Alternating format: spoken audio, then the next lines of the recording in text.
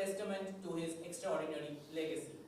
Professor Swaminathan, often referred to as the father of the Green Revolution in India, and he was a distinguished agricultural scientist whose visionary work revolutionized food production and significantly improved the lives of millions. His relentless dedication to agriculture research and sustainable farming practices has left an inedible mark on our nation's progress. Professor Swaminathan's legacy continues to inspire us all, and this memorial lecture is a testament to the enduring impact of his work. To begin our program, I would like to invite our Honorable Vice Chancellor Sir, Professor Dhrubajyoti Chattopadhyay, who also served as the past President of the West Bengal Academy of Science and Technology, to deliver the welcome address.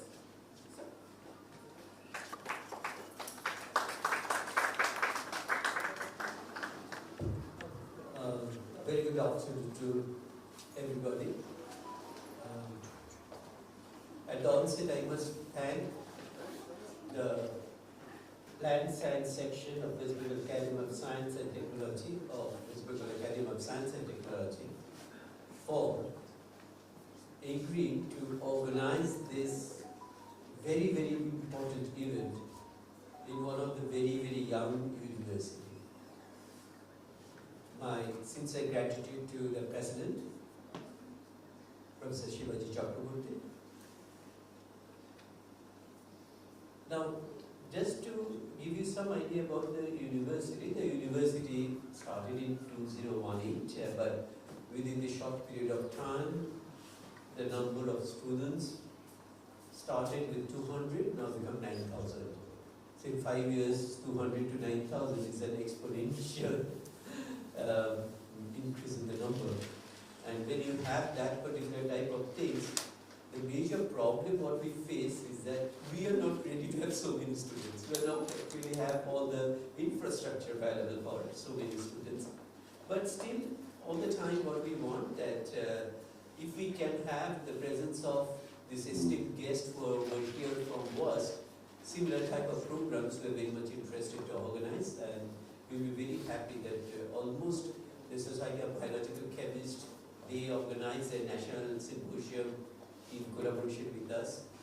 The National Statistical, the Quality Assurance Society of Statistical Institute, they organize this program, national program over here. We just had finished our Indian Psychology Association. They organized the national seminar over here, and Indian Sociology Association also did that. So our departments are actually trying to have all the national level programs to be organized over here so that the students can get an exposure. Now today it is I must thank also Professor Urudaini Mujumdar and Professor Moitri Dasgupta that when they discussed about that and said that yes, we can have it over here. And this is a very, very important program because all of us, we are discussing about this particular program for last couple of days. And then when we find that one of the very, very important scientists, Professor Shapun Dutt, is going to give this seminar, we are very, very happy. Professor Dutt, you were here, and we just made a couple of days back in the Nasi meeting when we discussing that when you will come to our department, and so it's an opportunity for us to do this. Now, while we are looking at this, you know that this remembering Professor M.S. Swaminathan. In fact, I really don't want to go or discuss with you about all the different types of things what we are talking about, what you are going to listen to. Actually, our university biotechnology and microbiology students are actually there in the exam, and right after the exam, they actually are not participating. Only some senior students are over here. But normally we expect many more students to be present, and that is the most important thing what we want, that the exposure of the students so that they will know from the distinguished guest about the different types of things. I just want to mention one very important aspect of this university. We are running 108 programs at the BA's undergraduate, at the postgraduate, at the PhD level, and some diploma and certificate programs also. And just to mention that now we are planning to start one of the diploma program in branding and advertisement, and this is actually in collaboration with one of the ad guru, Mr. Kakkar from Mumbai. And this particular program we are trying to do with respect to this, it has got the adventure sports as one of the curricula. So the students has to go for mountaineering, for scuba diving, for all the different things. So we want to get a lot of different types of unique things in our university, and also need the suggestion from the esteemed present over here. If they have some anything in their mind that why not we can start that type of program, I really want to know from them, because this is important for this new young university. I don't want to take much more time, but in our students' days, just before that, the PL 480 scheme is very, very important. And PL 480 means something where from we are getting the wheat from the US, and how that is actually. And at that time, there are a lot of hue and cry about why we are going to have this PL 480. With PL 480, we are getting bad wheats rather than discarded wheats in our country, and all the different types of things. But at that time, when this particular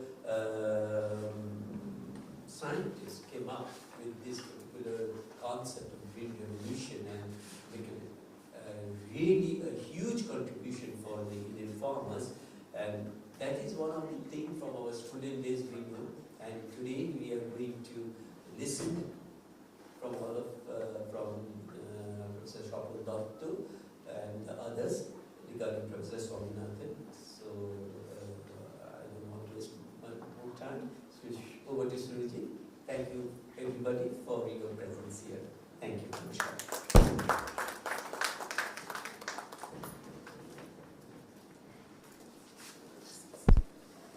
Thank you, Professor Chattopadhyay, for those heartfelt words.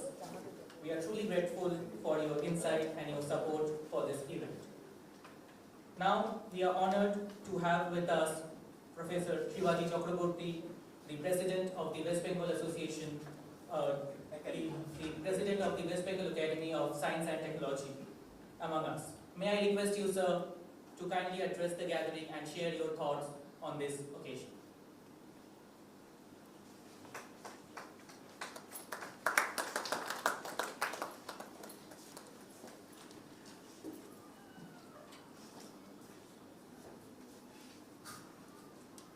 Warm greetings on behalf of West Bengal Academy of Science and Technology, Honorable Vice Chancellor, Professor Chattopadhyay, who happens to be also one of the past presidents of our academy, very distinguished fellows of West Bengal Academy, who are practically who of their own areas, and the participants, faculties of the university, ladies and gentlemen.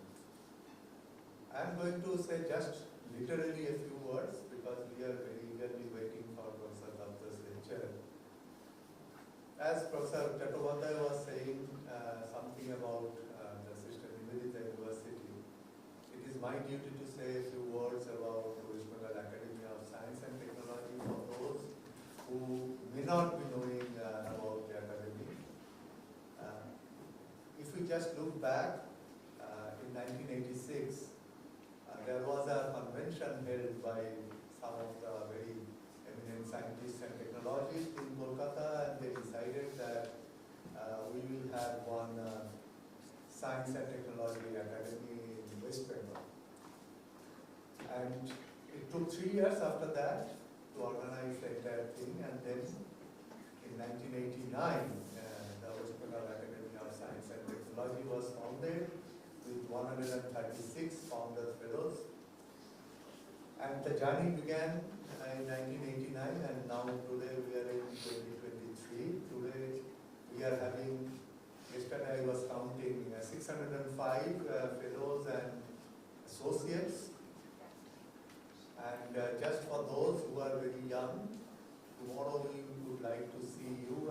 fellows of, or maybe also associates of academy.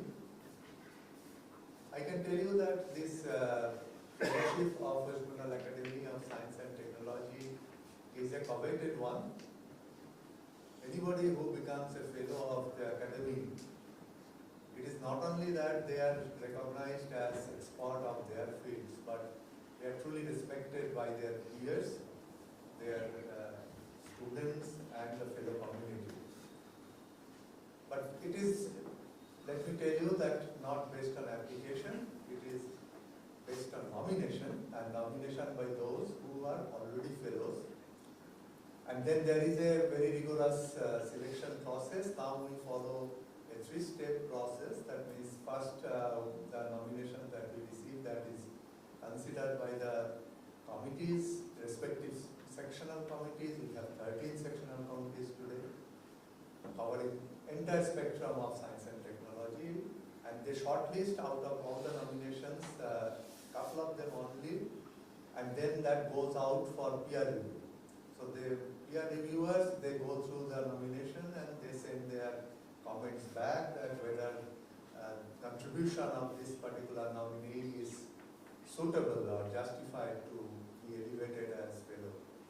And then there is a second meeting of the sectional committee, which then considers all these peer reviews, and after that they make even shorter shortlist, maybe only a few, and then it goes to the governing council. We call it just council of West Bengal Academy, and finally out of that a maximum of 40 can be elected as fellow in 1 year. And please remember that this is covering all the 13 sectional committees, which means on an average, on maximum 3 can be elevated in a year, on an average. It's never that we all go uniformly. But you can see how competitive it is. So therefore those who get elected, I can truly say you that they have contributed to science and technology immensely. But one thing also we make always very clear to, so that there is no confusion, that this is an academy for Bengal, but it is not an academy for Bengalis. So therefore we have to be very clear about that.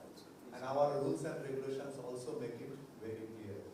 So particularly the younger persons, maybe the faculties and others, please, if you feel that the contribution to science and technology is significant, then you can approach WAST fellows for nomination, either as associate, or associate means only those younger people up to the age of 40. If you are above 40, then of course you have to get nomination for fellowship. So this is more or less, how this academy is working. And so far as the activities are concerned, we have endowment lectures wherein we organize lectures on specific topics for which endowment has been given. We have 3 endowment lectures right now, which are in 3 different sectional committees: medical science and plant science, and one very recently started in the art sciences section. And then we organize this sort of memorial talks, recognizing the contributions of, truly great contributions of scientists and technologists. And of course, we organize symposiums, workshops, training. And we are trying to, reach out also, so that, it should not be that people should say that this is an exclusive club of some, people. So we are also trying to reach out. And we warmly accept Professor Chattopadhyay's call that he gave, that we can organize their future programs also. Definitely we'll keep it in mind, Professor Chattopadhyay, because you are one of us, and we'll try to see what best can be done. So I won't prolong my talk here. We are very happy to be here, and with the gracious gesture extended by the Vice Chancellor and the University, we are thankful to you, sir, and we look forward to your more cooperation. And thank you, ladies and gentlemen. Let's move forward and hear about this great personality from another very eminent scientist amongst us. Thank you, namaskar.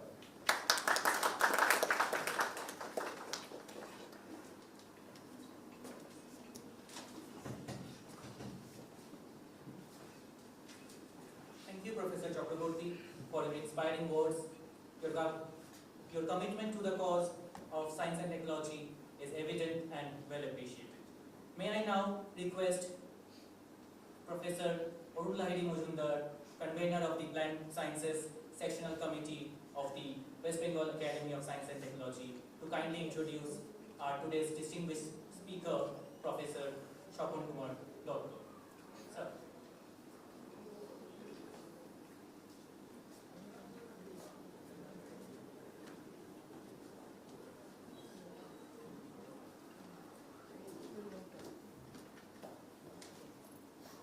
Good afternoon, ladies and gentlemen.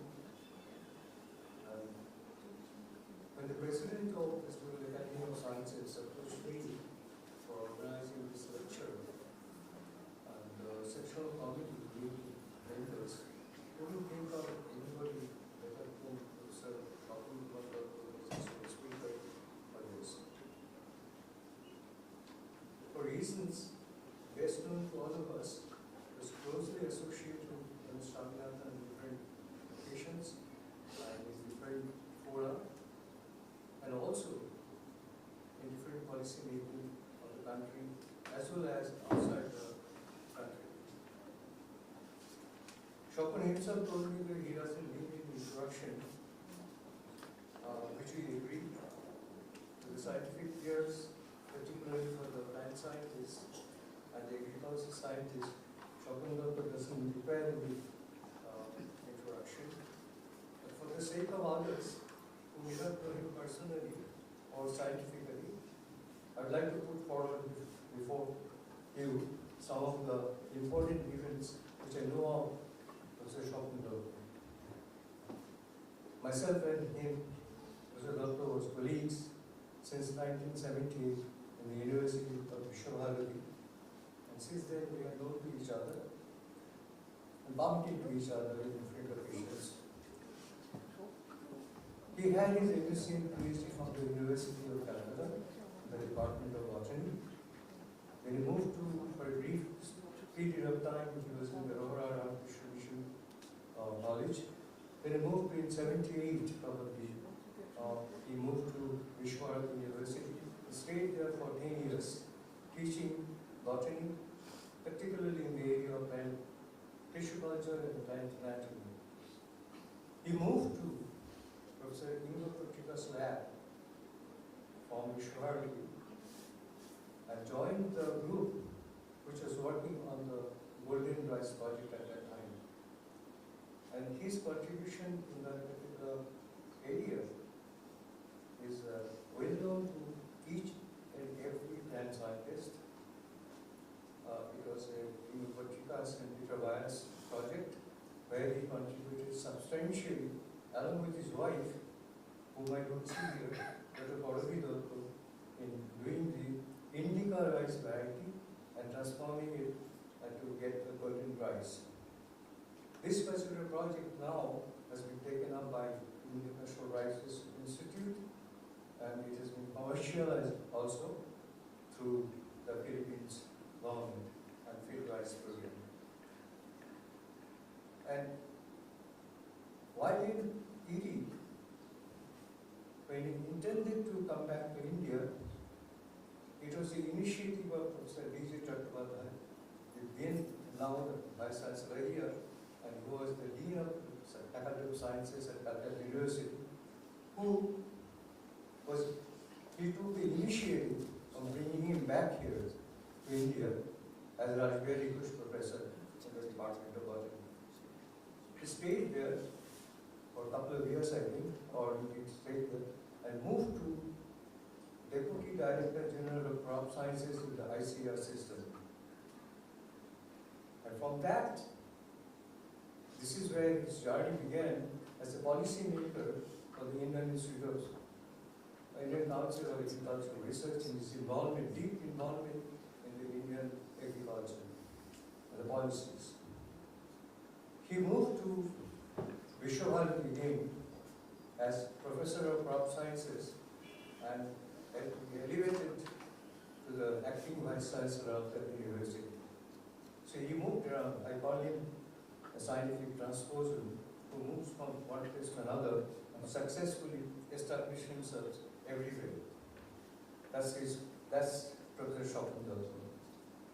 And from the Vice Chancellorship of Vishwabharati, he became the Vice Chancellor of another university, newly founded university in the same locality, Vishwabharati University.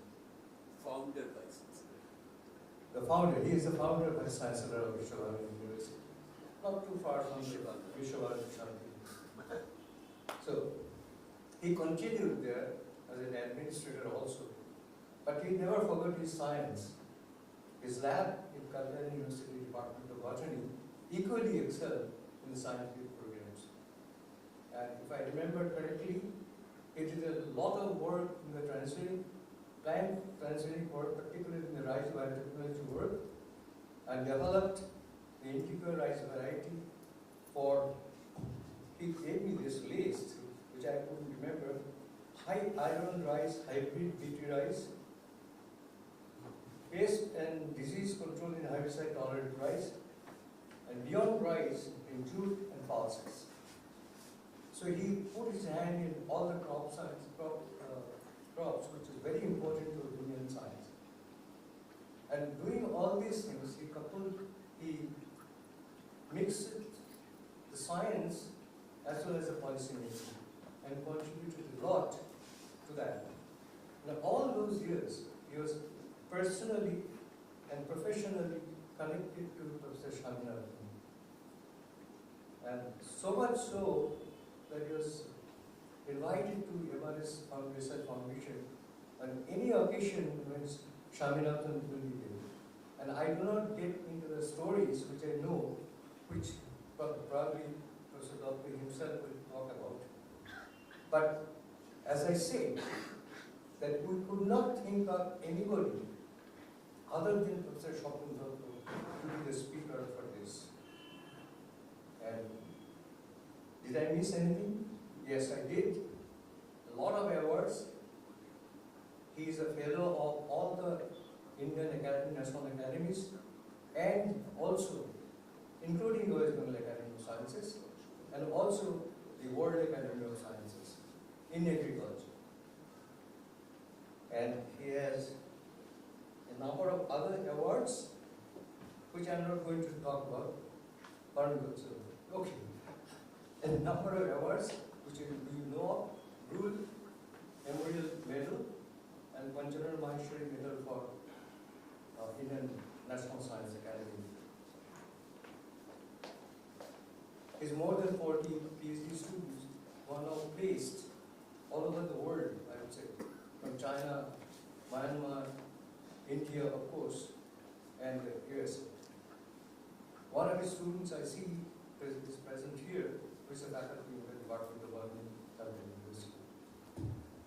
Shopani, it will not be very easy for me to say many things about you. I know since it's more than 45 years that we have known to each other, may I now request you to kindly present your talk. It will be more interesting in your talk rather than my introducing you.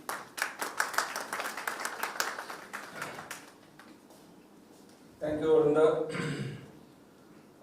I asked for a very short introduction, just to say it does not need introduction, but you spoke a lot. Thank you very much again, once again, Sister University Vice Chancellor, Professor Swaminathan, whom I'm known for many years. It's nice to see you here as Vice Chancellor. Professor Shivaji Chakraborty, the President of the West, as well as many other distinguished scientists and fellow colleagues and students. And I'm not naming others, then it will take a long time. And also I like to acknowledge there are many people from different countries might be attending this seminar. And it's not because of me I'm talking, it's because we're talking, remembering Professor Swaminathan.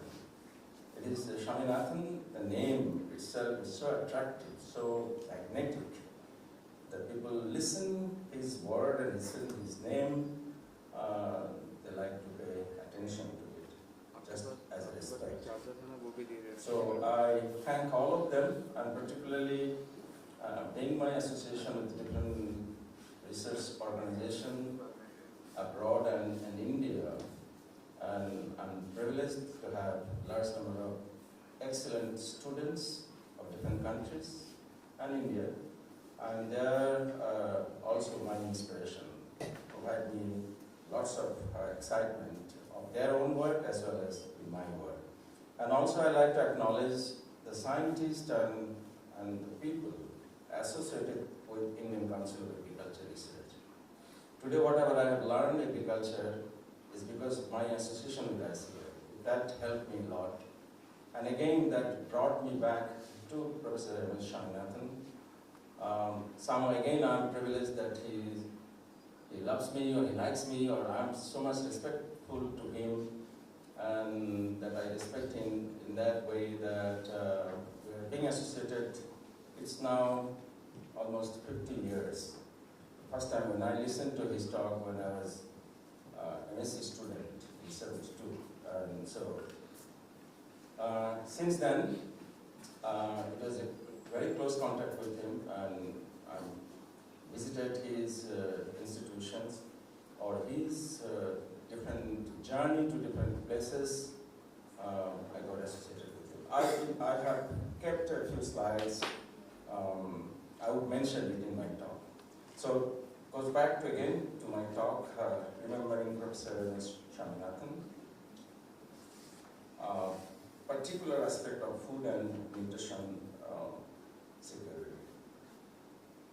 And in fact, food and nutrition security is the key component that Professor M.S. Swaminathan all the time mentioned in his talk, no matter different aspect that he talks, but he brings back the key concept of food and security.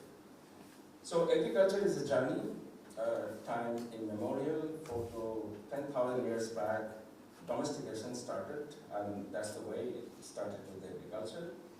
And I have prepared my talk today, giving a little bit of Indian agriculture perspective, where we are, where we were before Green Revolution, and Swaminathan's direct contribution, Swaminathan's influence in policy making, and the present day agriculture in science that what we are aiming. So there are different things would come in my talk.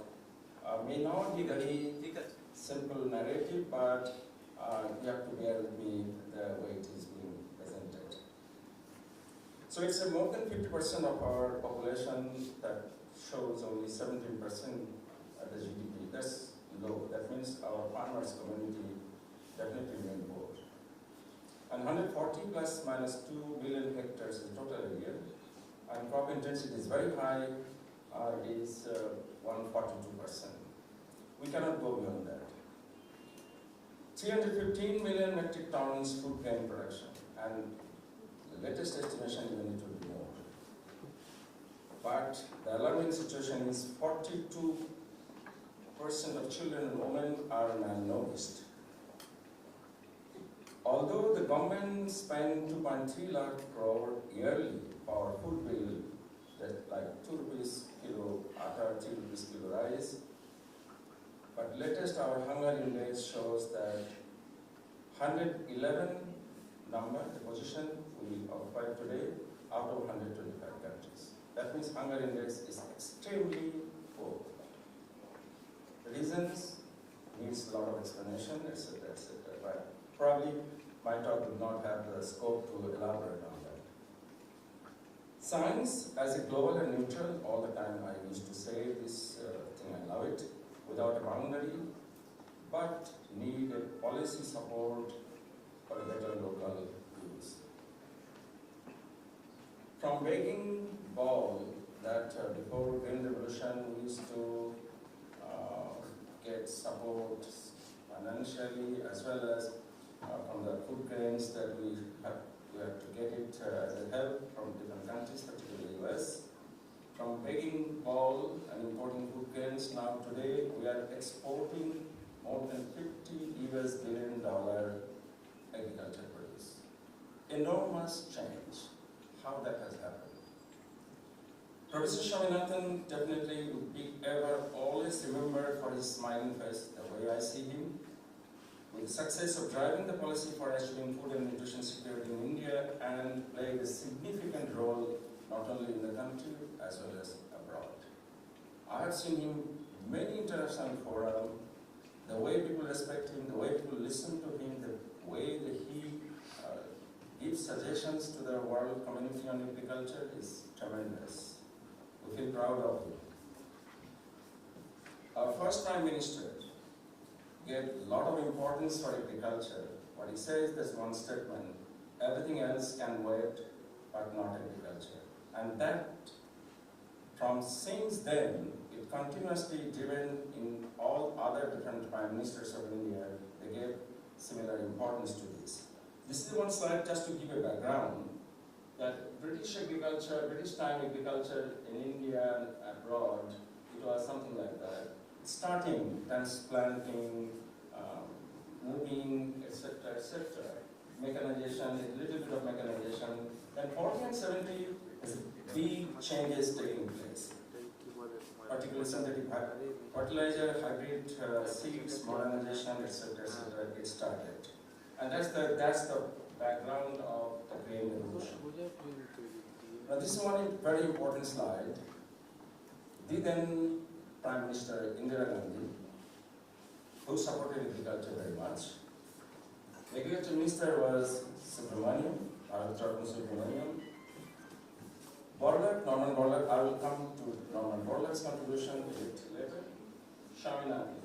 Now, if you read these things what I have written, then you would know the background of this Green Revolution. In 1960, particularly one scientist in US, he started with winter wheat development,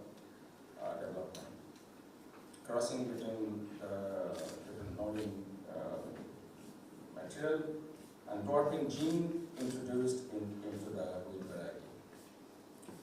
Swaminathan came to know for this, and then he asked him to send the seeds, but he said this winter wheat would not be good for India, but he better request to Norman Borlaug, who is working on a material, the shuttle breeding program, that would be suitable for the as a summer wheat in India. So Swaminathan wrote to Norman Borlaug, and then this correspondence keeps on going on. 1963, Norman Borlaug first time came to India with in response to a request from the government of India, but initiated by Swaminathan. Then when Norman Borlaug came and visited the fields of India in different places, particularly Haryana, Punjab, and those areas, and then there was a program going on in Lahore, Pakistan, from the US government to support some this wheat material were grown.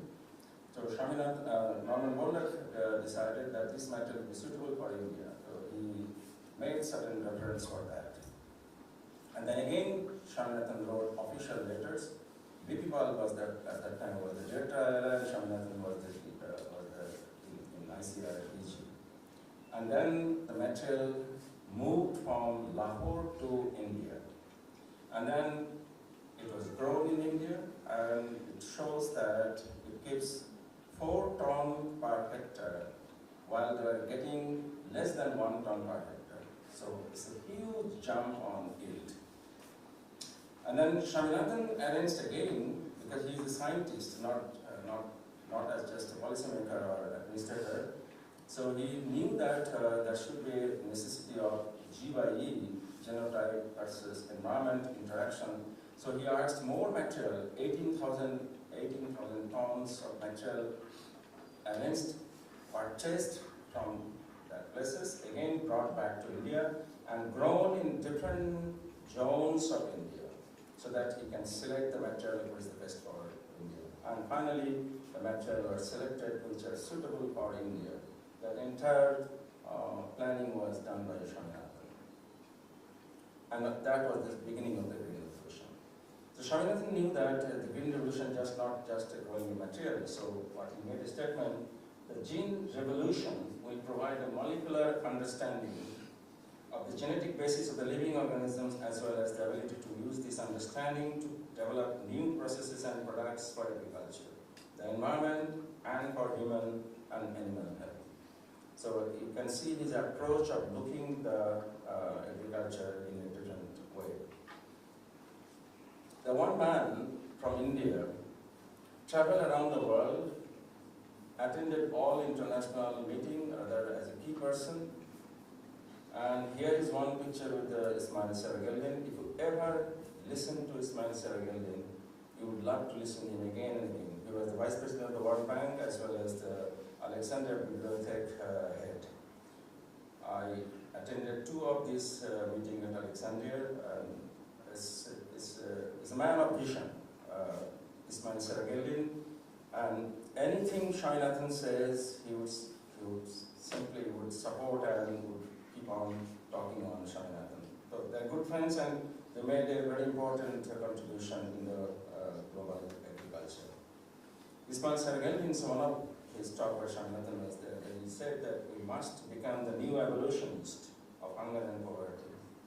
That was kind of statement that Ismail Saragaldian used to talk on that. And that here in this podium you may see many important people, including many other scientists that I mentioned. Now, I would mention about Swaminathan's biography or his how he moves on. In 1925, 7th August, he is born. BSc Agriculture in 47, in 49, MSc, 50 UNESCO Fellowship, PhD in 1952 from the Cambridge University, 53 postdoc, University of Wisconsin, Madison, US, where he first time met Norman Borlaug. 1954, returned India, joined briefly for CRRI, Kotak, now it is NRRI, and October 1954, he joined Botany Division of IRI. IRI at that time, it was not Genetics Division, it's Botany Division. And but later on, he changed the name Botany to Genetics. The Genetics Department, IRI, you see today, it was earlier Botany Department, where he joined. And became division head, and then 66-72 Director IRI, DG ICAR 72 to 80, 79 Principal Secretary, is the only scientist to become Principal Secretary, taking the position of IS. And then 80, he became Member Planning Commission, 82 to 88 DG ERI, International Research Institute, while Dr. Kush was working at that time. And 1988, founder, chairperson, MSSRI. 83, chair advisory panel on food security, etc. 84-90, president RUCN. 92-96, founder, president of NAS. 2004-06, chairman, National Commission on Farmers of India. And that voluminous books is a very important document that he and his team developed, and where the minimum support price for the farmers have been recommended, and that has now been implemented. He was a short-time MP, as a nominated MP from the Government of India, 7 to 13, and 7 to 17 chair World Food Prize Laureate Selection Committee. So he was the chair of World Food Prize Laureate for almost 10 years. So all the laureate now you see, it was under his chairmanship. So there are list is still continue, but one is important is General President in Science Congress 1976. Here is again a few of them. I don't know, should I mention all of these things? He's about the Steve Revolution. Probably he might be given now the Bharat Ratna, which is recommended and should be given to him. And 84 honorary doctors has been given. 84. Just imagine. The man, I think, has everything possibly on cricket. The Time magazine once mentioned 20 most influential Indians in the global scenario or in Asian scenario. Besides him, other two names are Tagore and Mahatma Gandhi. So Mahatma Gandhi, Tagore, and MS Swaminathan. So you can see his stature. Here, I would not elaborate this slide. 60s population and food production, and now today. There is a quantum jump. Population increased, but food production also has increased tremendously. So Green Revolution has a very positive effect in Indian agriculture.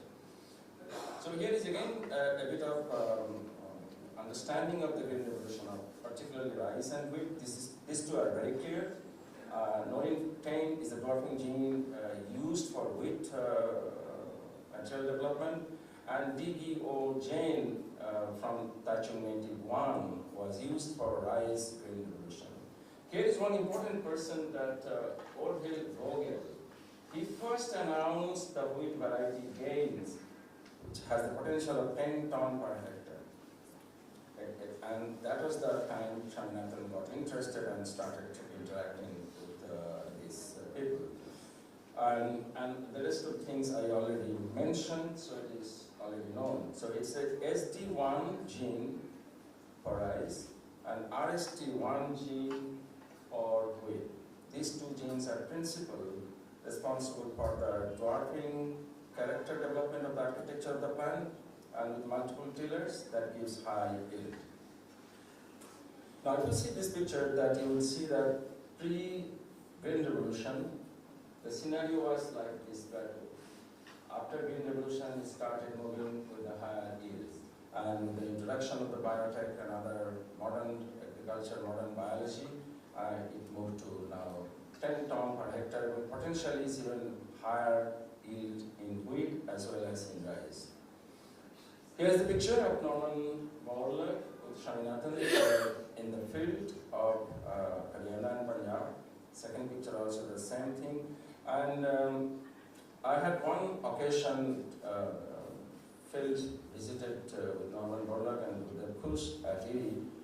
3 hours in the morning we were walking, and he's not tired, we were tired because it's very extremely humid in the field.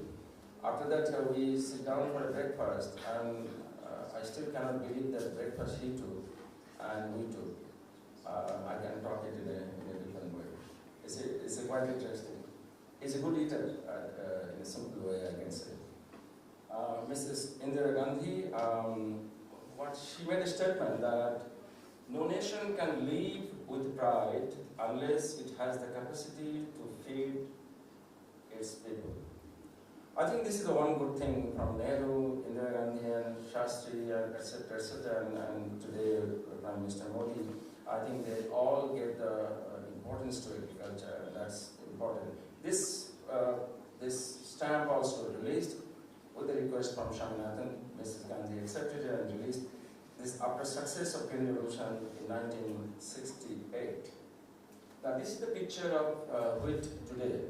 Again you see, before Green Revolution, where we were, and now after the Green Revolution you see today.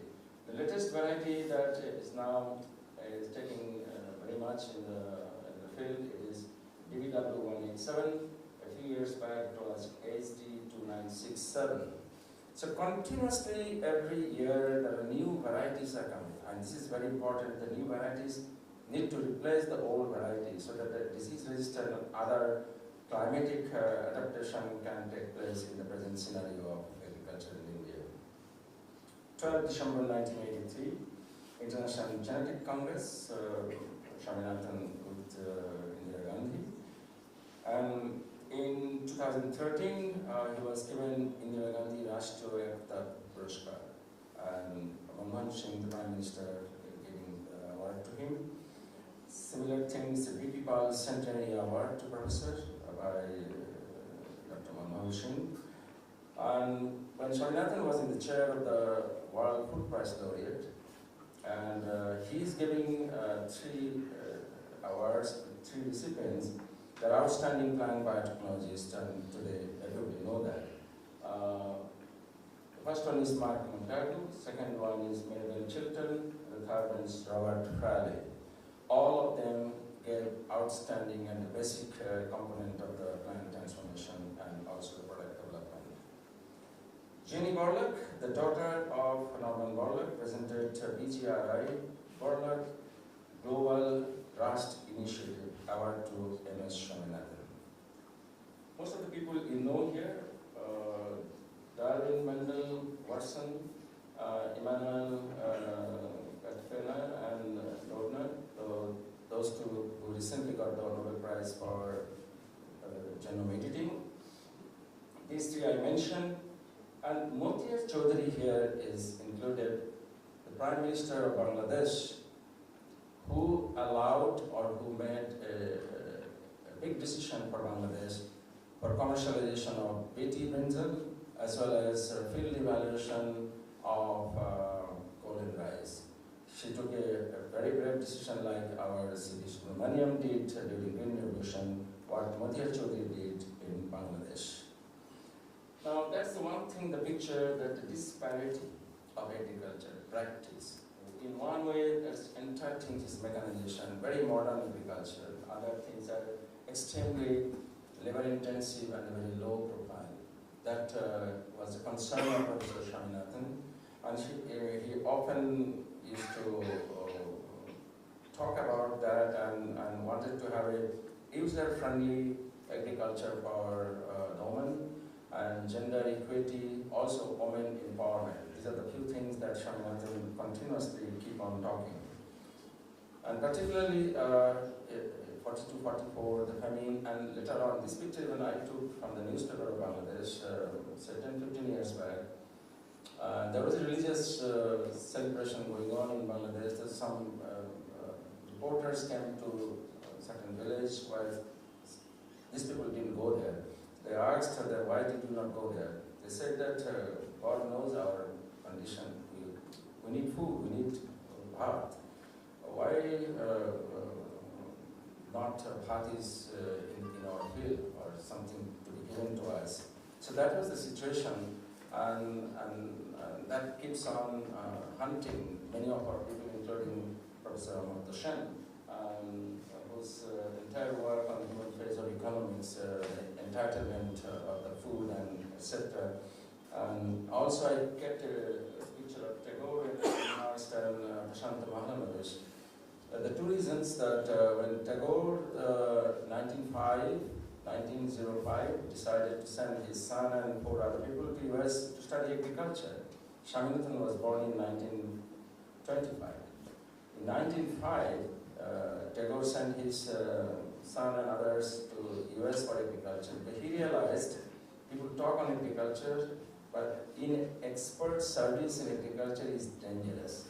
Tagore made a statement to Elmhurst, and he realized that agriculture in India is not giving much, no science, no technology, nothing. They know, just do something for their living. So that I thought is very important for Green Revolution. Connect Tagore also with this context. Tagore brought Prashant Mahalanovish to Shantiniketan. This is also another reason. Prashant Mahalanovish at that time published a paper showing that drought and flood comes in a certain period of intervals. And he did some study and put that in a paper. That attracted Tagore and brought Prashant Mahalanovish in Shantiniketan because Tagore realized that Birbhum area is a drought-prone area that needs water, and in some places there is plenty of water. How to make a balance? So at that time, even Tagore thought of all of these things in agriculture. So I thought a little bit of information on these two visionary people in this context would be appropriate. This is the material that crossed with the DGWG indicator, that the first IR8 product being developed. And then at that time, the Green Revolution, the initial Green Revolution, same with Barbara McClintock did with the maize, didn't have the idea about the molecular understanding of the transporting element and characterization. Nina Federer did all this molecular work and provided the evidences. So when Norman Borlaug and Vogel, others did those work, that was not known that what is the gene behind it, a single gene or multiple gene, etc., etc. Later part of the scientist did that study and found out this is a particular one gene, SD1 or RST1, that played a role, and it gives the apical dominance of the plant, resulting in multiple tillers with a high yield. And that's the scenario today we see for all other crops and also for animal system. The similar type of approach is given.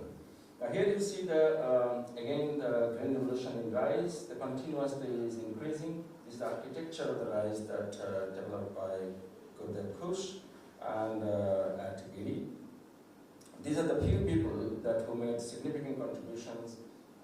Swaminathan on the top, the first World Food Prize laureate, then Chandler, then Mohammed Henry Beecher and Gurdev Kush, and then Longpeng for the hybrid rice in China, as well as Monty Jones for the Hara rice variety, African variety developed there. All of them are associated directly with rice. Here is again Longpeng. Some of the people may not know Longpeng, not even a college graduate. He's a professor. China considers him as a professor. If there are 5 names in China would be uttered with a great distinction and respect, Longpeng's name would be there in the top. Without having any of those kind of general study or education, this man, I visited a few times in China and traveled with him. One of his field, even I have seen that he puts his rice with a chain. The rice is falling, but has to keep it in a chain so that it can stand. He's a man of hybrid, father of hybrid rice. And almost 53% of the Chinese area, around 15 million hectares covered with hybrid rice. In India, it is about 3 million hectares, 2 to 3 million hectares. It's not increasing as much.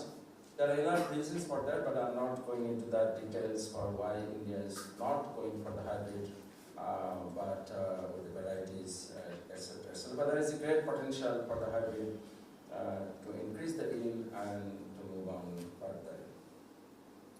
Here is a slide just to show that the export. Today, India, Basmati and non-Basmati rice export $4 to $6 billion. Imagine we used to import rice and we are exporting, #1 exporting country now in the world, and $4 to $6 billion US dollars.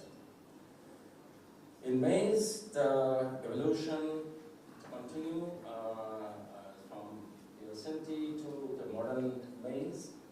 There is lots of stories behind it, but it continuously keep changing and getting higher yield. This year is celebrated International Year of Millet. A month back there was a workshop here held in West Bengal also. I attended that one.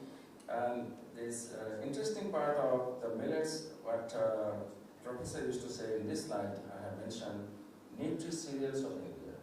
This is a millet crop, can grow with less water, with high nutritious.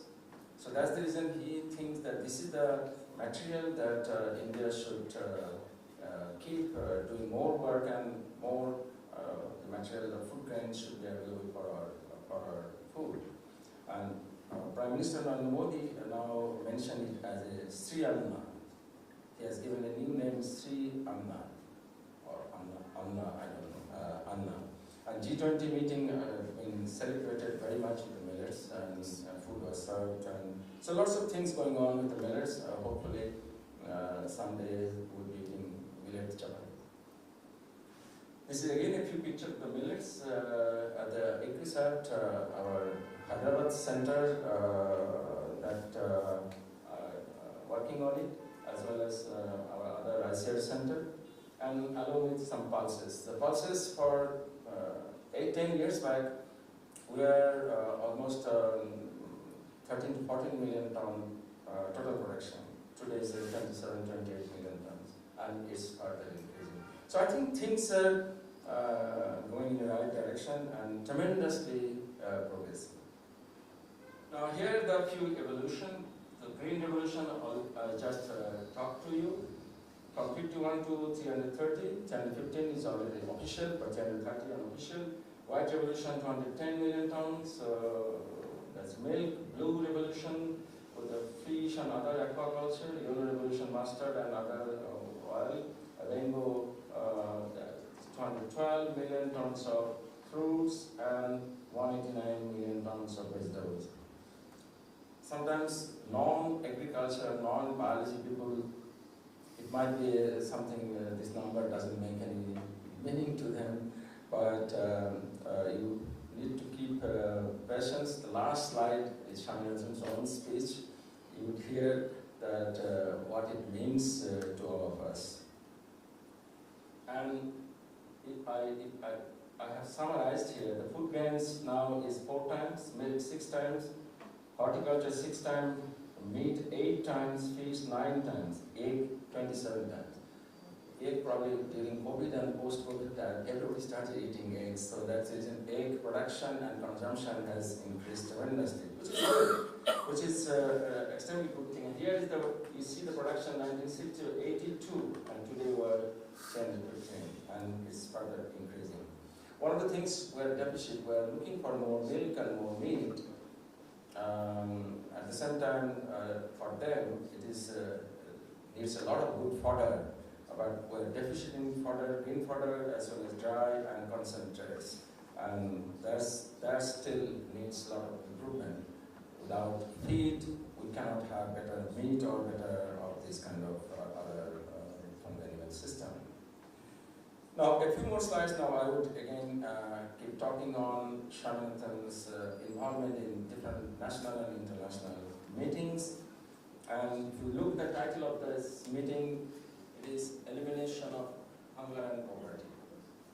Elimination of hunger and poverty, empowerment of women, etc. These are the few things, and ecology, very much Swaminathan's very favorite topics that he used to organize at SSRF, as well as in the world scenario.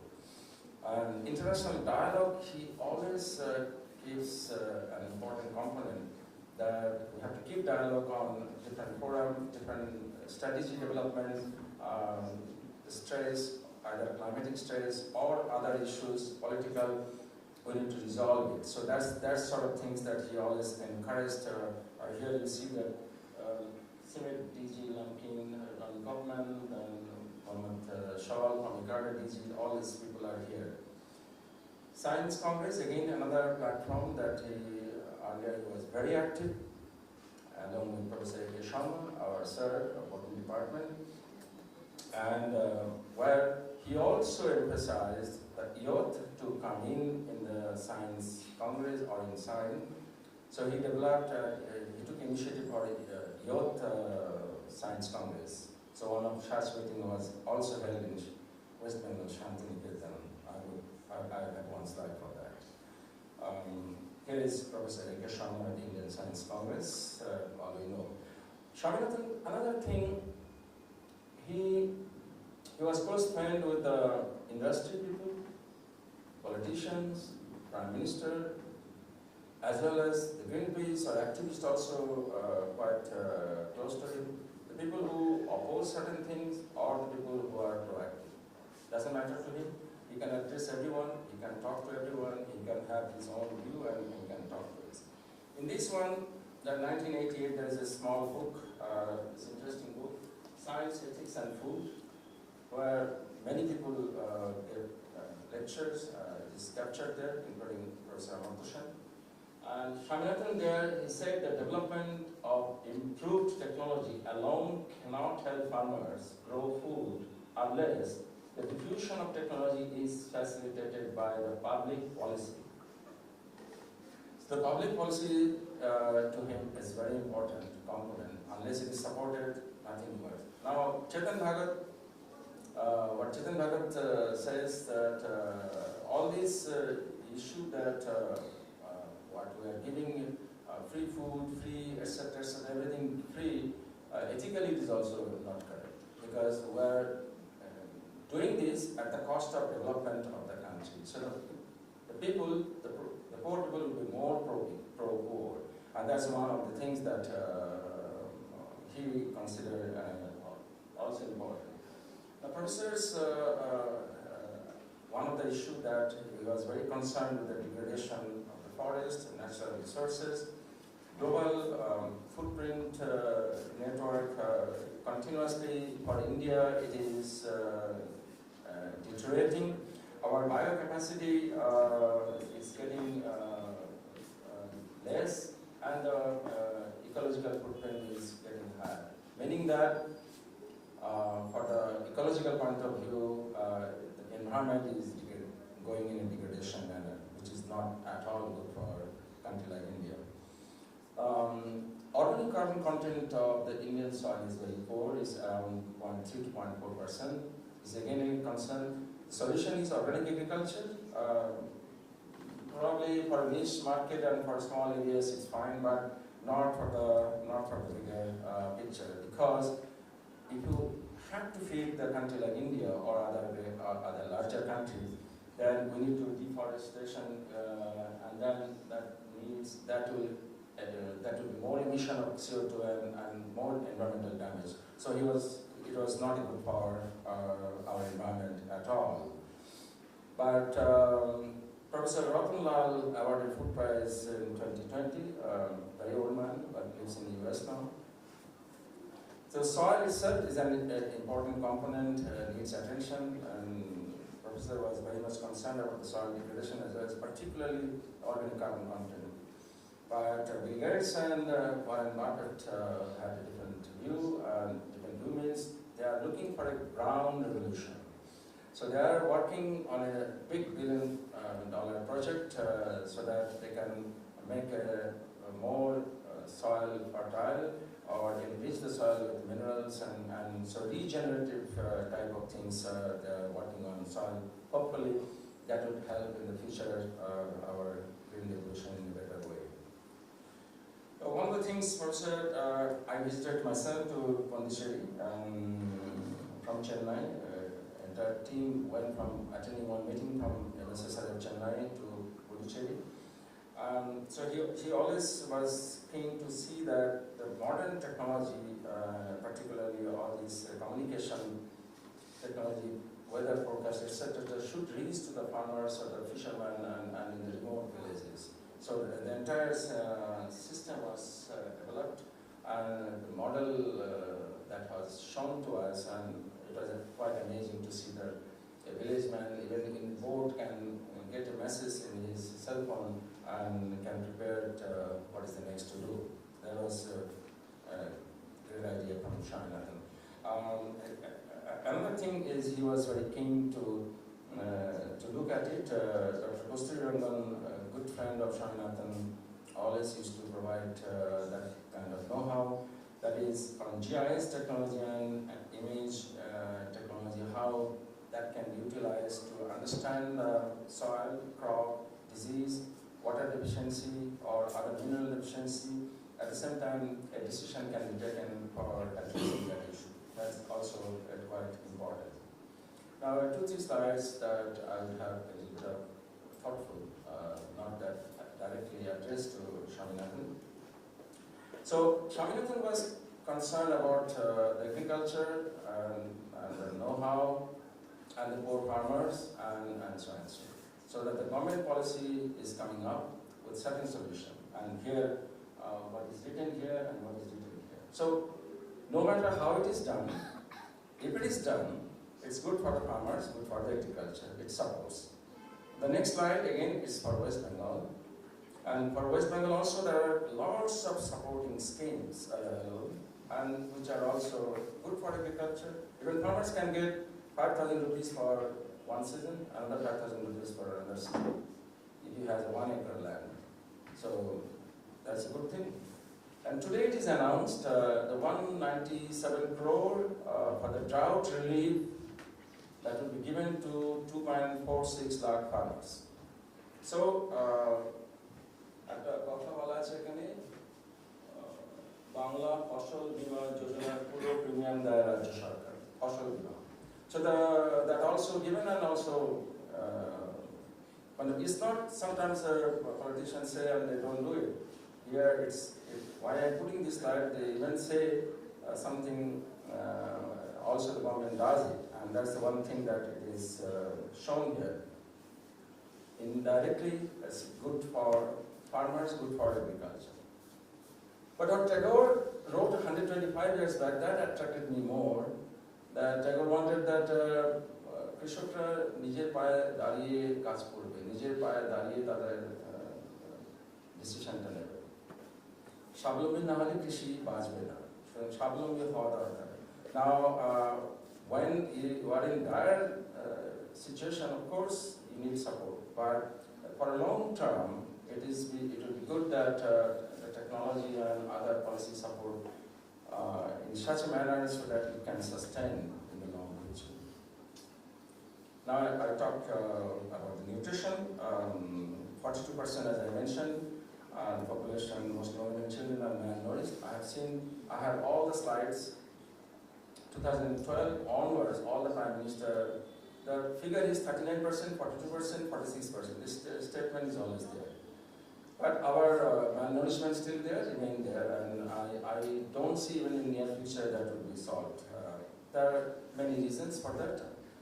There is no scope for me to talk, but Professor was looking something whether garden vegetables and certain thing, whether that could help in addressing that issue. There are many options.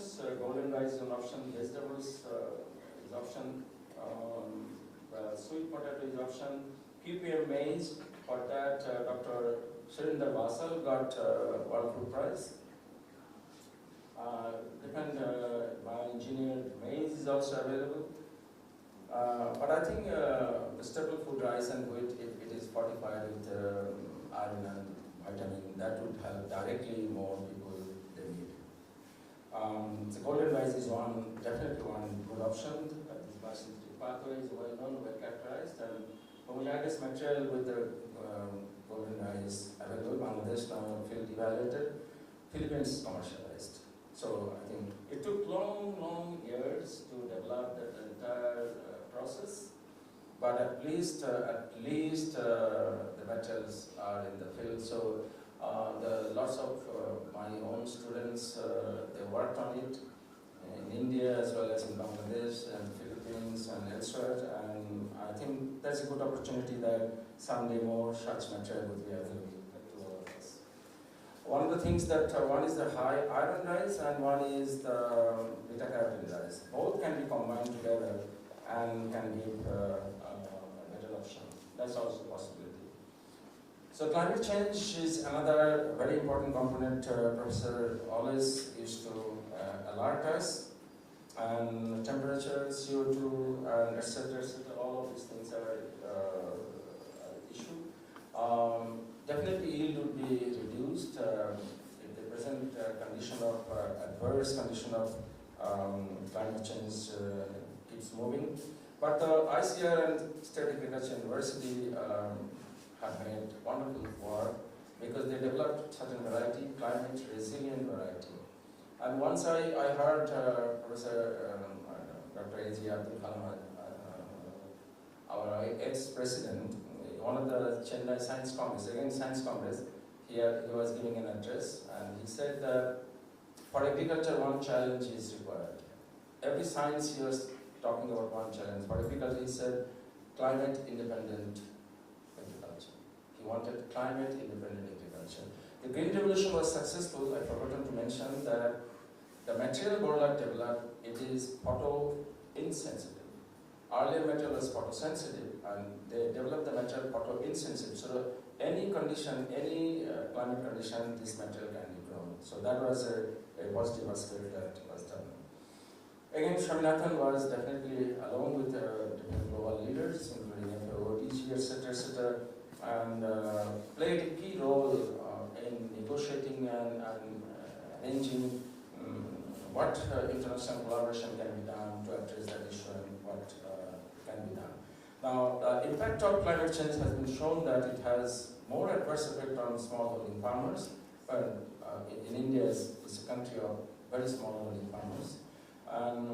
The problem is more the recent time that has been shown that CO2 levels is increasing. Right now it's 380 ppm. It can, in some places, is crossed 450.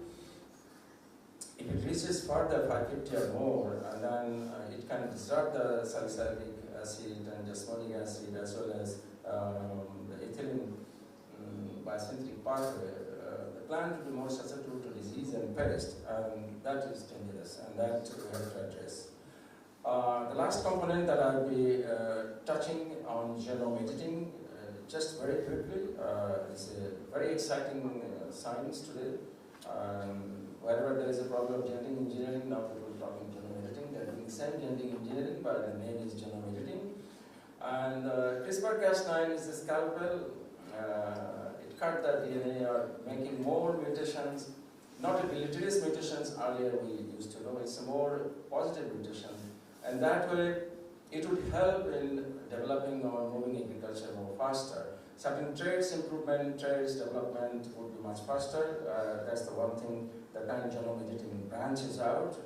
Some products already being developed, mushrooms and maize, drought-tolerant maize is available. All the traits of different crops now are designed, and sooner or later they will be available.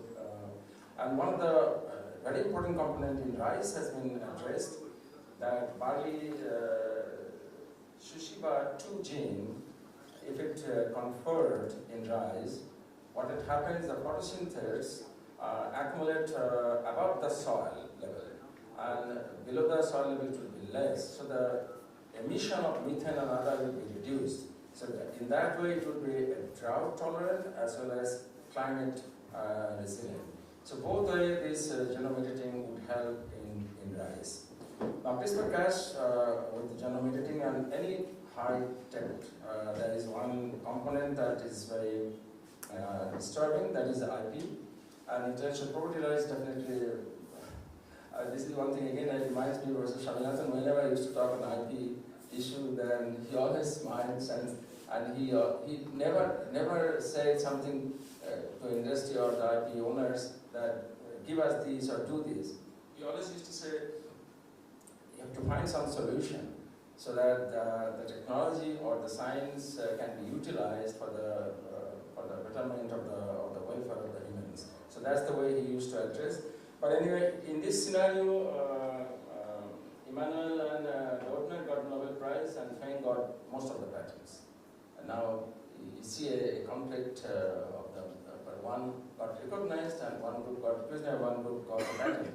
So there is not one, two patents, there are plenty of patents that would keep on issue, but nothing stops science, so that's one good thing for the scientists, they can move on. Artificial intelligence is one of the important components today. The data analysis, the data accumulation that would give the attention or software that would help in processing and actually on actuation. And this is one example. The transport system in the US already they are using artificial intelligence. The transport is moving with perishable fruits or vegetables from one place to even long distance.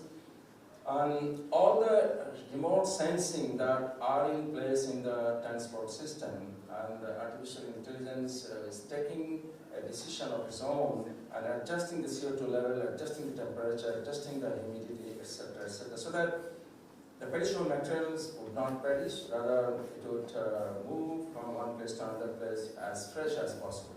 So I think in agriculture, artificial intelligence will play a very important component. Water, again, professor's very favorite topic. Now, Nature Water Journal published a recent review. I would request everyone to read this article. Very lucid language this article has been written. Recently just published 8 June 23. And here it says that water is so important, even there are plenty of wars took place because of water, plenty of civilization, development, migration also took place because of water. Israel is one country, purchase water, use water, recycle water, and sell it again. And India having so much of water, still we have so much of drought and so much of package of helping, etc., etc. Although we now recognize Israel and we take a lot of help from Israel today, and if you visit Israel, if you see their agriculture, you would bend your head and you would admire their work and the intelligent way they handle agriculture. Amazing. And so this, Swaminathan used to say the water, judicial use of water. That word he always often used. We have to be careful, and judicial use of water is necessary so that we can minimize the water wastes. As I mentioned IP, Joseph Stiglitz, Nobel laureate in economics, his discontent of globalization and how to make globalization work. These two different type of books, and I had a very nice interaction with him. I disagree with him certain things and what he said, but now I realize that he was right, I'm wrong. When next time I'll see him, I have to apologize to him and say that he was right. I thought while working at CGIAR at ED, any material developed at ED would be freely available to countries like India and elsewhere everywhere and should move on. He did not agree. He said, no, that's not the way the technology developed. There should be something on profit sector.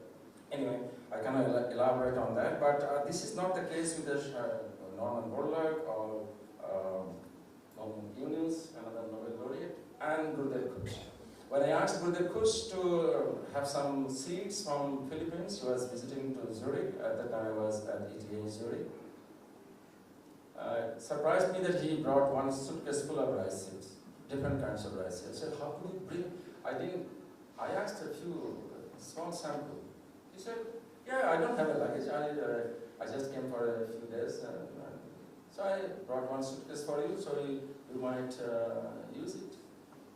So IP or any sort of concern was not there at that time. Gurudev Kush used entire South Asia for his rice development.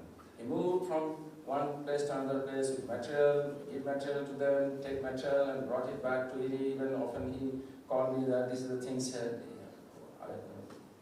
he was the division head while I was working at him.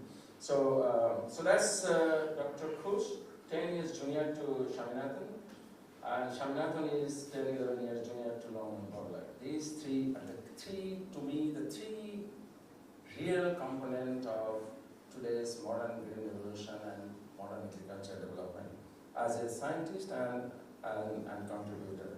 Lovely three people, they have a good understanding among each other. And Swaminathan is another personality. He loves young people very much. He loves everybody. Everybody also loves him. And it is in Shantiniketan twice, definitely I remember. One is Youth Congress and another occasion he came to Shantiniketan.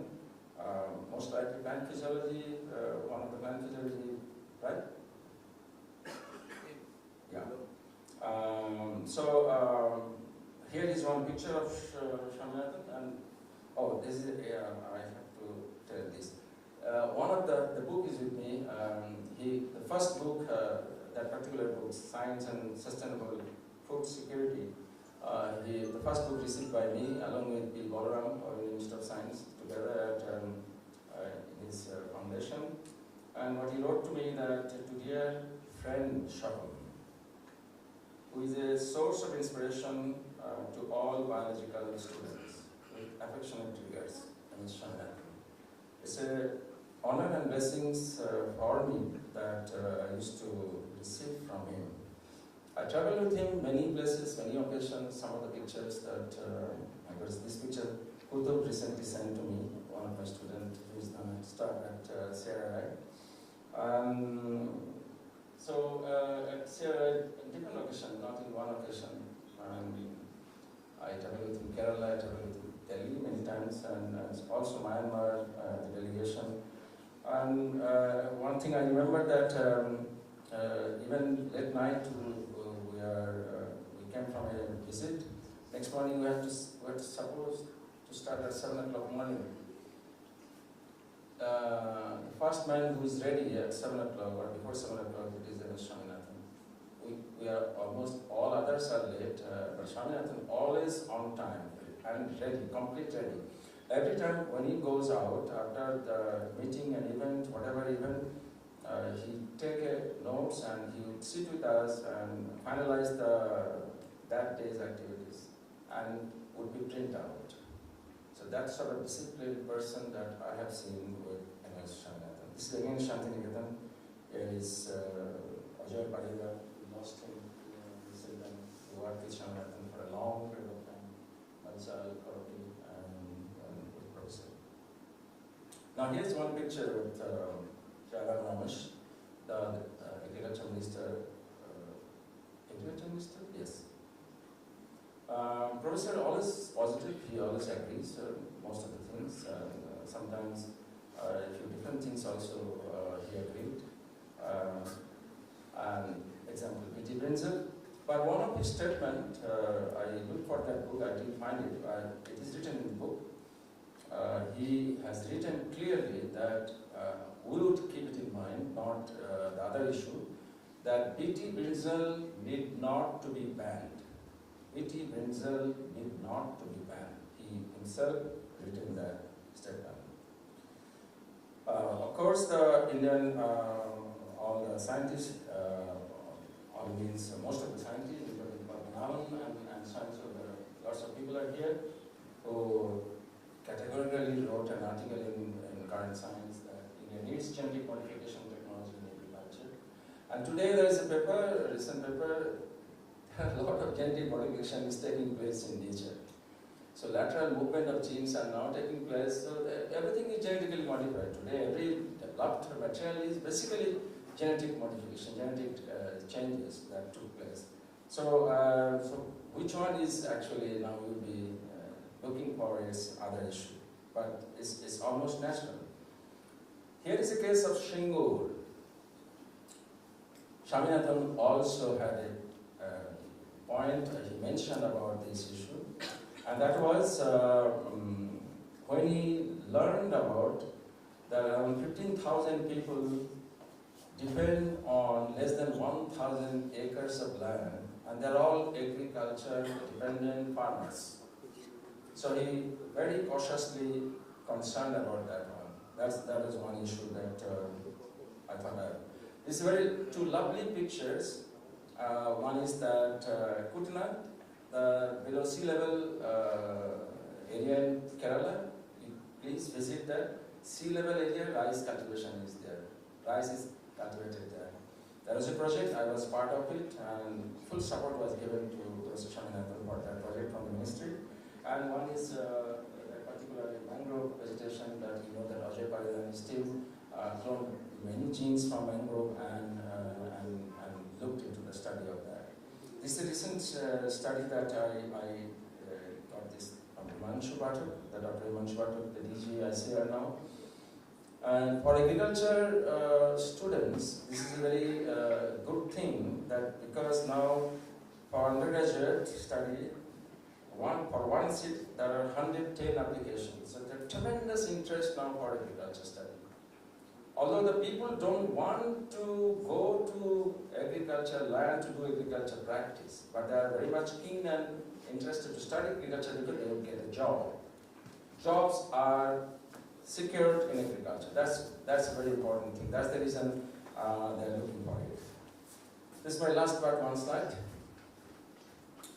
Professor Narendra Modi, Prime Minister of India, said Swaminathan was a farmer scientist. Lots of good things has been written. I'm not elaborating on that. His two books are released by the Prime Minister, also gave him lots of respect. And because his policy on MSP, minimum support price, and many things that support farmers very much, also give the right direction for the policy for agriculture, and that's the reason Prime Minister referred him as a farmer's scientist. This is my last slide. I just read the last paragraph. Darwin, Mendel, Watson, Borlaug, Swaminathan, Amartya Sen, Khush, and many others contributed global science and vision for the human welfare. Food and nutrition security is the fundamental rights for all of us and should be sustainable using science and technology, which requires support by the government policy. Professor dedicated entire life for this very purpose. We salute him, and the work must continue. Thank you very much. And the last one that is Professor Song's speech. The first page of all newspapers, and the famous speech of Nehru, Trist with Destiny. The second page, almost all newspapers, warned about the impending food crisis and the food shortage in the country. From that time onwards, to have come to the stage of food security, legal right to food,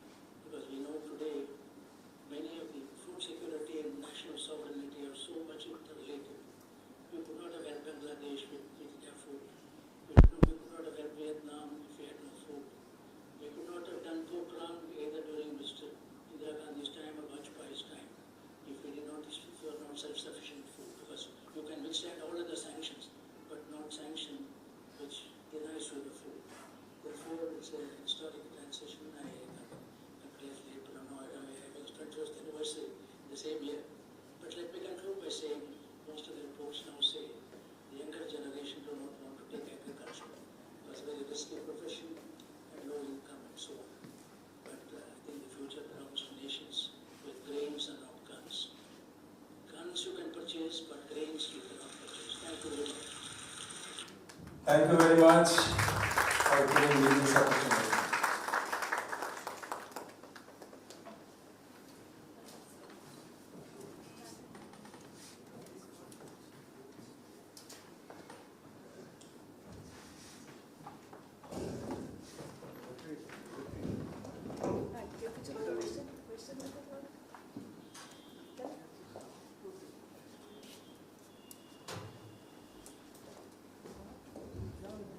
Should I answer some questions?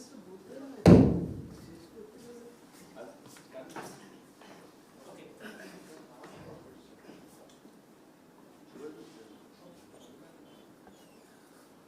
I'd be happy to answer any questions or respond to any questions. Is there any further questions? এতে তো কোনো কোশ্চেনের কথা নেই, এটা এত সুন্দর lecture. আমি একটা পয়েন্ট খালি হঠাৎ মনে হলো, সব কটা পয়েন্ট আমি ইংরেজি বলতে পারি না ভাই, আমি বাংলা বলি। তো সব কটা বলা হয়েছে খুবই কথা, এমনকি ক্লাইমেট ইন্ডিপেন্ডেন্ট এগ্রিকালচারের কথা, সাংঘাতিক কথা, ক্লাইমেট ইন্ডিপেন্ডেন্ট এগ্রিকালচার। স্বামীনাথনের একটা বিরাট গুণ ছিল, he was so visionary, such a visionary, that in 1974, Babu Jalgivan Ram was agriculture minister at that time, and Swaminathan was director general, perhaps. He started an all India competitive examination, taking all students from all spheres, the biochemistry hook, say Bangla, science, physics hook, biology hook, সবাইকে নিয়ে all India competitive examination করলেন, like UPSC, IAS, IPS এর মতো। In 1976, I am very fortunate to be the first batch of ARS. সেটা কেন কি, he thought about big science. Agriculture is not only the ground and water and climate. Agriculture has, Pradipta, you are very much right. Yes, I thought I should mention it. Not only for the ARS that we started, like many these kind of things, that initiative taken by Professor Swaminathan. He looked for a big vision. He looked for he wanted to give respect for the agriculture and food security issue of the country. Even I remember one time Swaminathan was there, Klaus Lampe, the DG release, once said that people don't eat chips, they eat food, rice. So similar sort of things that what he said, people can purchase guns but not grains. Swaminathan's last word. So I think for that, whatever is required for the policy and the management, he looked at that, and he keeps on dialogue, discussing with the political leaders, and make it happen. And that was the beauty that Professor Swaminathan keeps smiling with the people and keep dialogue open and sort it out what best that can be done for the country. That's right. Is it true that is it true that he was not very much in favor of introducing transgenic plants? He definitely supported transgenic material. His group published lots of paper on transgenic. Ajay Paidas published lots of paper on transgenic. But he has concerned something that like Basmati as earlier only exporting rice from India, and India farmers as well as the government gets lots of revenue. If the GM Basmati comes in the field, then that might jeopardize the trade. And so that is a genuine concern from the economic point of view, not from the science point of view. From science point of view, he even agreed that transformation of Basmati can also be taken in the laboratory.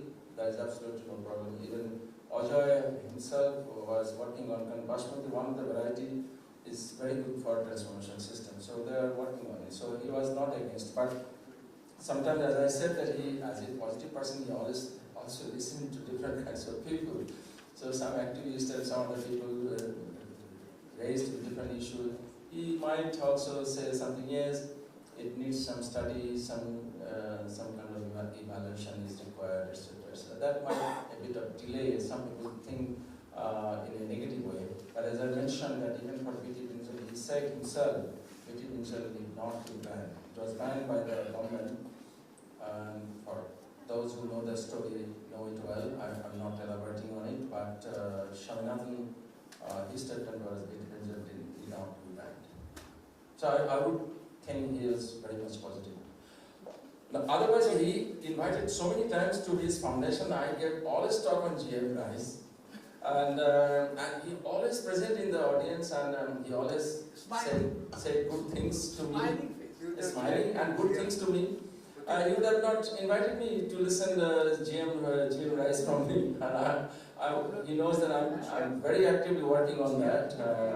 So definitely, I have this view very strongly. Can I ask a question? To To both of you and Arunda, Arunda. My question is, at one point of time, Arunda was involved in salt tolerant variety of rice. Okay. So what is the status right now? Arunda, what is the status? No discussion. Talk on Swaminathan. Yeah, but Because the still YouTube is still on. huh? Is YouTube is still on. Yes. So the other people are listening our conversation. So it would be nice if anyone has any experience with Swaminathan or anything they like to offer. I think it would be better we talk on Professor. Let me say one thing. About Agriculture Commission in West Bengal at one time. It's a left government, and it should have been finished in 3 months or maximum 6 months, but it took more than 2 years. Unnecessarily, I was a member of that committee. Swaminathan's daughter was there, but she left. Many people left because it was difficult to work in that committee.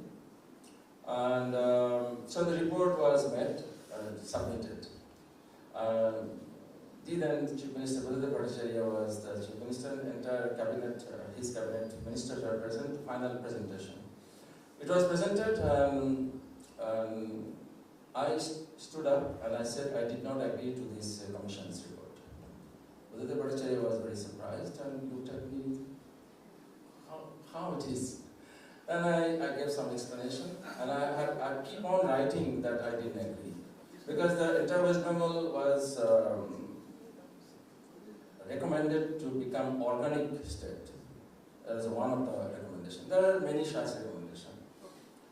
Buddha Bhattacharya said that he would review it, and then if there is a different views, unless he is convinced, he would not. He sent this report to Professor Swaminathan. Swaminathan wrote to Buddha Bhattacharya, it's a disaster report. It's not for West Bengal, but for any state. This kind of report cannot be advisable for the state. It's detrimental to the interest of the state agriculture. Swaminathan.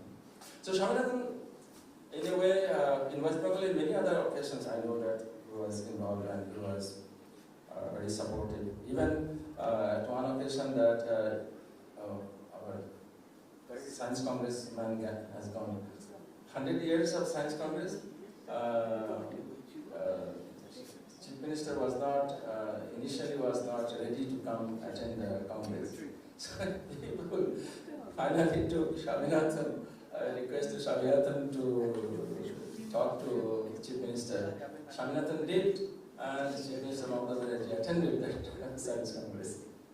So that was the man of Swaminathan. So he can negotiate, he can talk with every kinds of people, irrespective of political or any other issue. That's sort of things you must respect. But anyway, this is the occasion for Swaminathan. Yes. But my question is a general question, what he told me. How would the present status of the salt tolerant variety of rice? Anyhow, I tell you one thing. It's not related. Swaminathan's institute also worked on salinity tolerance. Lots of work has been done. One thing, any abiotic stress tolerance work, if you want to keep on working for many, many years, you better work on abiotic stress tolerance. You never solve it.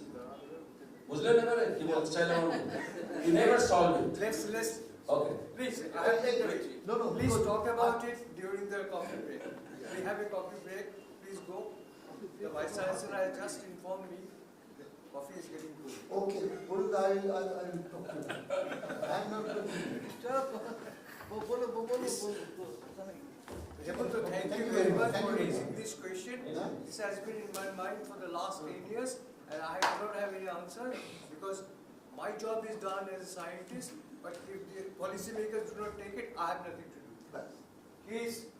He knows a lot of things about it and probably Shampadas also knows about it.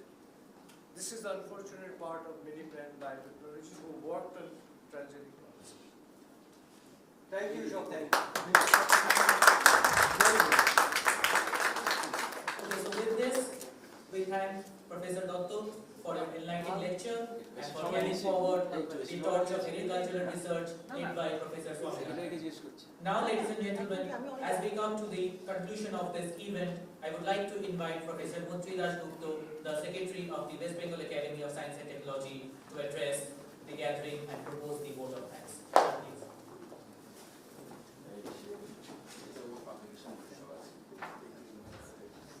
Ladies and gentlemen, and all the dignitaries who are present here, on behalf of West Bengal Science Academy, West Bengal Academy of Science and Technology, I offer my sincerest thanks to you for being present here, spending your precious time, sharing the thoughts with us. I think I should express my thanks first to Professor Swaminathan for accepting our invitation and actually being the rightest person around us for delivering such a lecture. I was overwhelmed to have a glimpse of so many things that I never knew before. I knew only by reading books and journals, but I got a glimpse of what actually happened and what kind of person he was. This I didn't know. Thank you so much. And my sincerest thanks goes to Professor Jyoti Chattopadhyay, the Vice Chancellor of the institution where we are actually heading the event. And also in the same tune, I should acknowledge the contribution of the faculty member, I think, who is actually anchoring the event, or all the supporting staff, faculty members, students who are, he built such a dedicated team that having an event like this is so simple. And I won't never forget his invitation, as our president also mentioned, that we can have other events here. And I can assure him that this promise is going to work a magic for the academy. And then I must thank Professor Arun Mojumdar. He has been a liaison between WASP and SNU, and has been coordinating this event so effectively last 1 week, sending messages and confirming all my doubts. Thank you very much, Arunda. And I think I should take this opportunity to have mention about the president of our academy right now, Professor Shivaji Chakraborty. He deserves a mention because he is the catalyst between all that is happening in WASP right now since this new team has taken over. It is such a pleasure to work with such a proactive president that anyone who is presently member of the secretariat will agree with me that to have a home task from him, every time I wait for a message with a home task. It's pleasant. It's so nice to have a president like this. So I should thank him also for being so nice. And finally, I should thank the audience, though they haven't really asked any questions. So you should have asked many questions thought-provoking question that would have made this assembly more effective, and that is the reason an academy is built. Academy is built to transcend the barrier of subjects, right? So people from different subjects should present here, and we should be able to strike a chord with all the people from different areas of science. So, I mean, like God doesn't play dice, or nature, whichever way you want to take or you want to understand, wasn't a mathematician or a physicist or a chemist or a biologist, right? And agricultural science, for the matter, includes everything. I'm so happy that Professor Dr. mentioned Bhavanavish, how much contribution that person has. I have heard from Professor Parthivanis in a lecture. You feel so proud that as a statistician, he had a worldwide effect on the way he could predict the agricultural produce by doing some statistics. So every science has an effect on agricultural science. So I think my message was that people should be aware. Then I would wrap up by making one remark on the whole thing. This is like, even if we talk about all science together, we are still like blind people looking at an elephant. We know this fable, right? Like 7 blind people looking at an elephant, one is touching the tail, the other is touching the head. So we are still like that. But who are the others? The science together is just one part. The other part in this country or even throughout the world is, one is bureaucrats, the other is the politicians and the industrialists who worship money. So all together this is the scenario. And people who are in the boundaries of these, like scientists versus politicians, scientists versus bureaucrats, bureaucrats versus politicians, they are the most intelligent people, most effective people. Like in biochemistry, we have unstructured proteins. Unstructured proteins are now the smartest because they anchor between 2 pathways and make a crosstalk. Similarly, Professor Swaminathan used to be that person. He was so intelligent that he could understand science in and out. He was so intelligent that he could understand the vibes of the politicians. And so that is why he is so respected. He could move with time. He understood what is green revolution.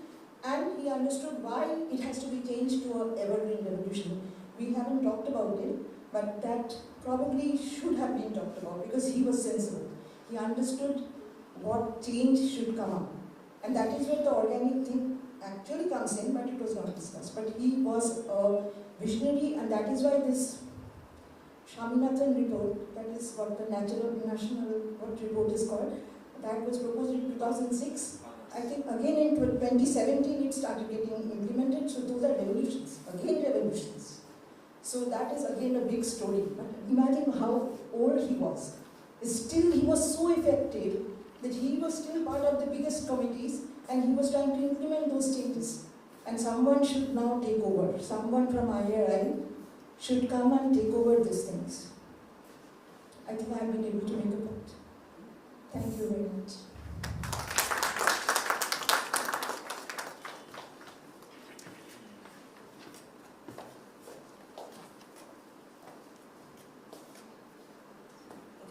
So now with this, we came to an end, and first of all, I would like to thank all the organizers, especially West Bengal Academy of Science and Technology, along with SNU for organizing this event.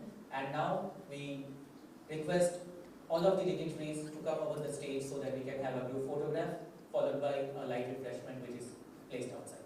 Thank you.